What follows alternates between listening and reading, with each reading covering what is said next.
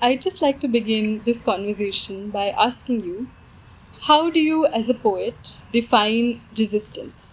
Poetry is the most complex response to politics. The reason for that is it emerges from silence. Now let me make this very clear, that in the arena of politics, of human experience, of people struggling to live with each other, legislate, fight dictatorships, have their voices heard, it is very well known that silence is a form of complicity. We must speak when we experience ourselves or we know of others who experience oppression of all kinds. We must speak. If we do not speak, if we are silent, we are complicit in that violence. I think the great poets know this. And but I wanted to make the related point that I do not want to simply talk about poetry which is political in the overt sense. Yes. There is a lot of that poetry. I myself have written quite a bit of it. Often it tends to be flat and propagandist. It serves a purpose, it makes a statement, but in a way it runs out. Whereas the poetry that comes from what I refer to as the origin of it, that is silence, has a chance of gathering within itself the experience of the race, of the collective. And in this country, the land of my birth, we have long-standing problems and systemic oppression through the class system and the caste system. So that is the work, articulations, expression that comes from that ground of oppression is clearly a form of resistance. So what I've been trying to say is that there is that resistance and there is the other kind of resistance which I think poets like myself are involved in, where we pay attention to the life of language and hope that it contains what Joyce called the dialect of the tribe. And I would say it contains the woundedness of racial experience and contains the potential scope there for reconciliation. You've already spoken about what I was going to ask you next. You've spoken about the value of silence when it comes to resistance, and also not letting resistance be a very flat thing, not engaging solely in the moment and looking at larger things. So I'd like to ask you, what do you think is the aesthetic of writing resistance poetry? And is there an aesthetic that we should perhaps conform to, or do we do away with all aesthetics completely? Well, aesthetic is a very large, complex word. I'm not going to get to it easily. I will have to give a whole sort of a long exposition. But let me say that an aesthetic contains various features. They're not just formal artistic lineations. For example, let me say a very important part of the aesthetic of resistance poetry, on the one hand would be rage, and on the other hand would be mourning. Two of the poems here, and Between Us the Long Road, one is in a letter addressed to a Jewish friend of mine who was just returning from Palestine. And the other is about Chile, and it's about the brutal killing of the great guitarist whose name right now escapes my mind, and that clearly shows that I am about to enter dotage, Victahara. And at the end of the poem, I say, I would love to read the whole poem, but this will go on for hours if I do that. But it says that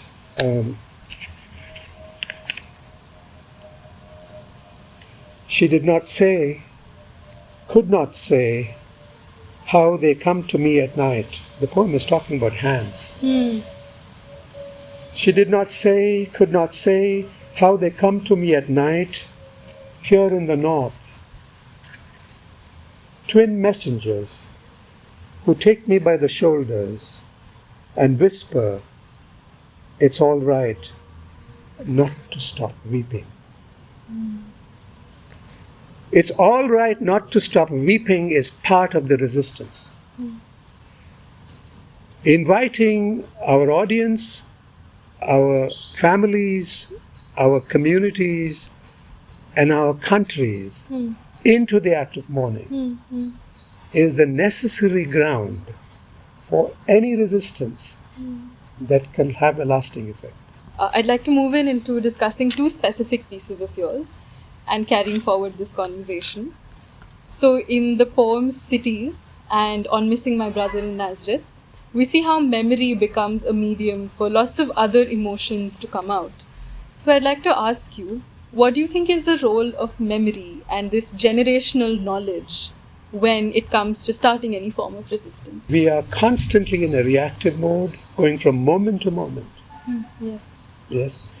And that kind of a radical flux that we are part of prevents us from doing anything, whether saying something or acting, out of an understanding of the depths of who we are. Well, the depths of who we are basically has to do with racial collective memory. Yeah. Yes, the poem Cities is just a huge monument to not just the idea, but the experience and the piling up of experience of memory.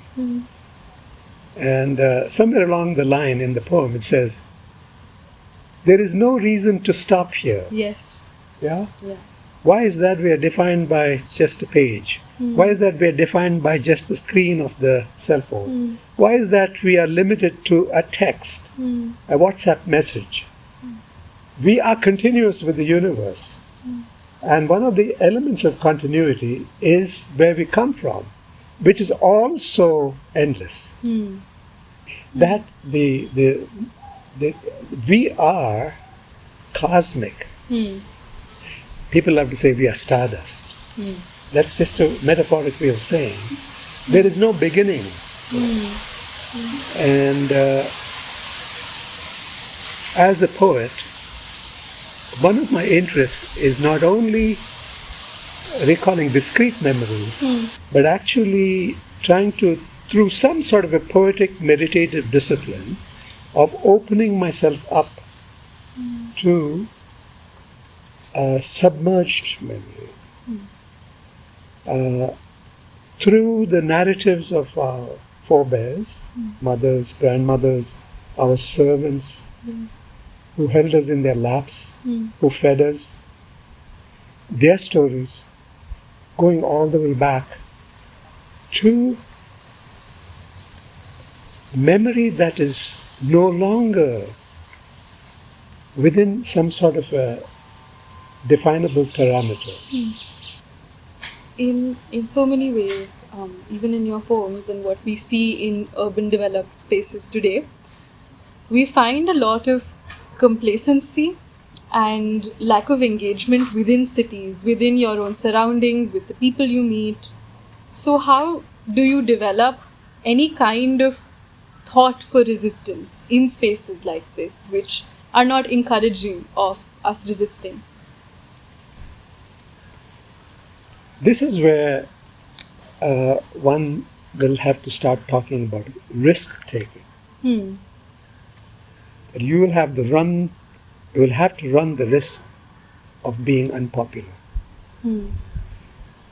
We should know, even as we speak passionately, that this may be for naught, but we do it nevertheless.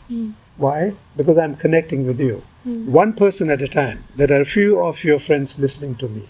The hope is that whatever I say, a bit of my madness will rub off on them, and they'll say, oh, well, Nazareth is making a fool of himself. There must be a reason for it. Let me examine it a little bit. Let me take it forward in my own life. And the first thing you might do is go back home and say to your dad and mom, I'm really uncomfortable with what you said at the table yesterday, which you never had courage to do before that, right? So the transformation takes place probably one person at a time, even though we have had great poets who have filled up entire football stadiums. Pablo Neruda was one of them, right? And they have swayed the masses. It's an act of desperation, but always an act of desperation is simultaneously an act of hope. Yes. Stop Nazareth.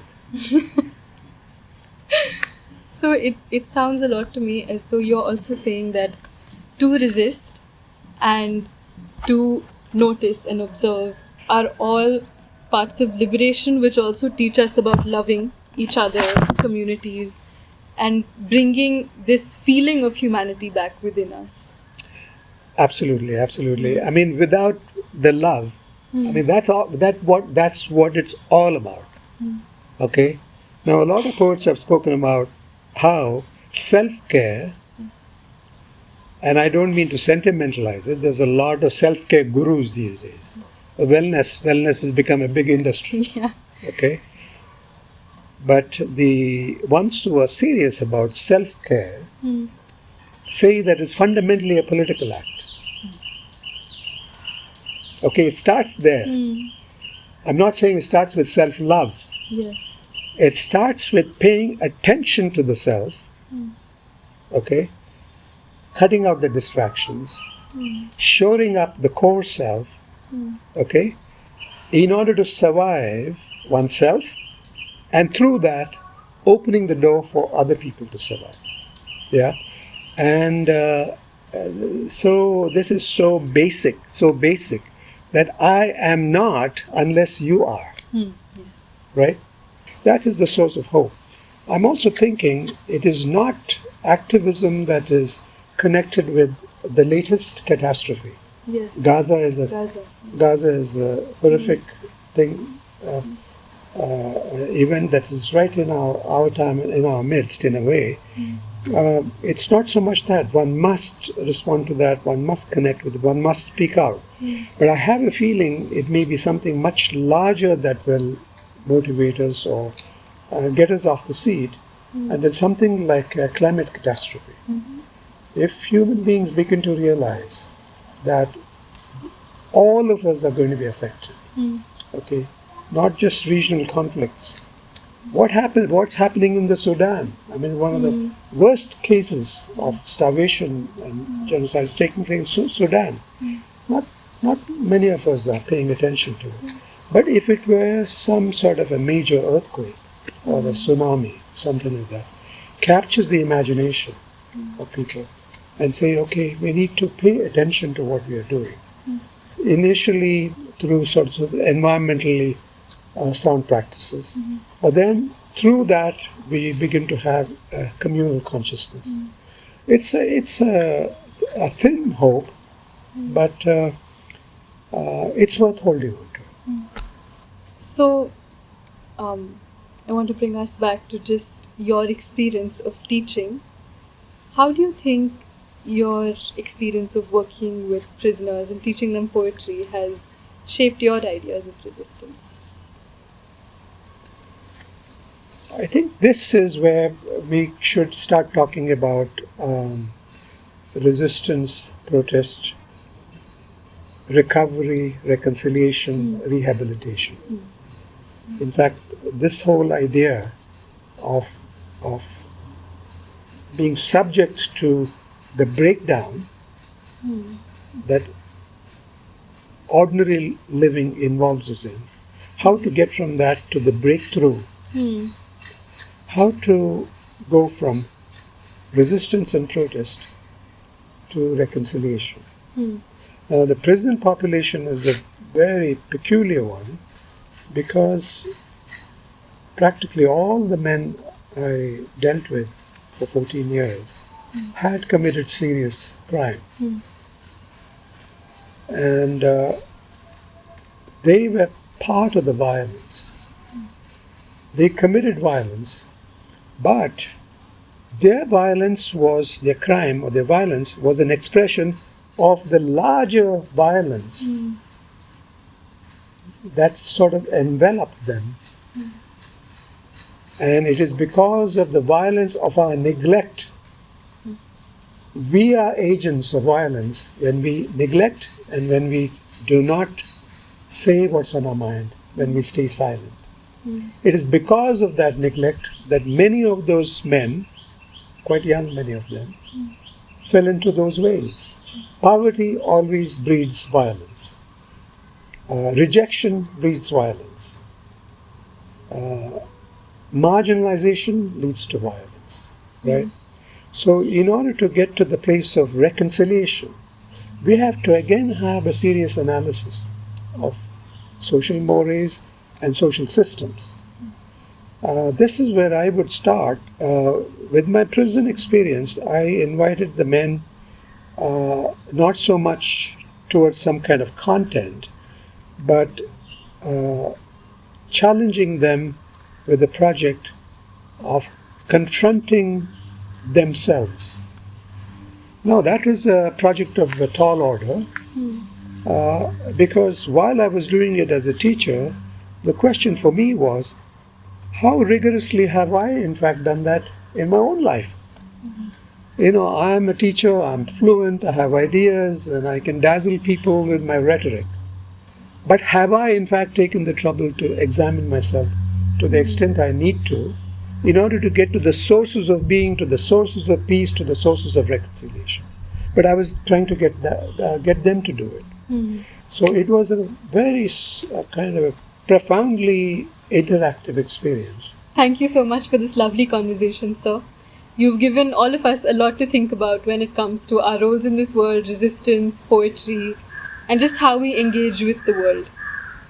Thank you everyone for joining us for this session. We look forward to many more interactions during Discourses 2025. Thank you. Have a nice day.